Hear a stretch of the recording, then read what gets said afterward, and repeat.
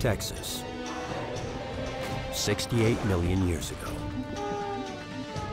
Here, death comes not only from well-armed gargantuan dinosaurs. Sometimes it swoops down from the sky on the wings of a flying reptile, Quetzalcoatlus. Quetzalcoatlus could be kind of seen as a Cretaceous stealth bomber.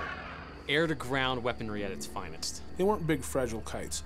They were big, mean, terrifying bats from hell. Quetzalcoatlus is arguably the largest, most sophisticated animal ever to fly. A wingspan of almost 40 feet holds aloft a body weighing 400 pounds.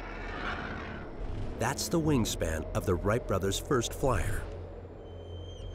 Picture a living plane, and that gives you a sense of what Quetzalcoatlus would look like in life. I mean, this is an animal that probably accelerates over 2.5 Gs just on takeoff. Just beyond our comprehension. A Quetzalcoatlus is 10 times the weight of the largest flying bird today. Yet this airborne reptile doesn't rely on feathers. Its wings are made of skin.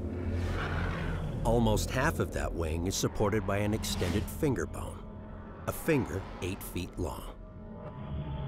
A second bone lines the front of the wing, forming a leading edge similar to an aircraft. This aerodynamic design allows for near perfect control on takeoff and landing.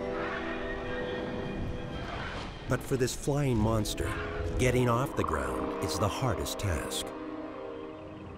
Big pterosaur like Quetzalcoatlus, giraffe height, on all fours, and it's got to get up into the air. How's it going to do that? Calling the plains of Texas home makes that job even more difficult. Flat ground, no hills, no cliffs, no special conditions, nothing to help it at all except its muscles. It could still take off from a standstill without any running required.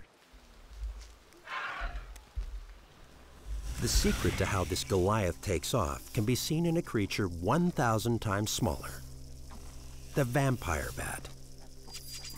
They have to spring up into the air. They have to do essentially a super push-up with their powerful forelimbs, the strongest limbs they have, get up high enough that they can get their wings to flap and get off the ground. A Quetzalcoatlus takes off in the same way, using all 4 limbs to suddenly leap up into the air. Its powerful arm muscles are composed of 80% fast-twitch fiber, a third more than humans. This specialized muscle tissue is capable of delivering rapid bursts of energy.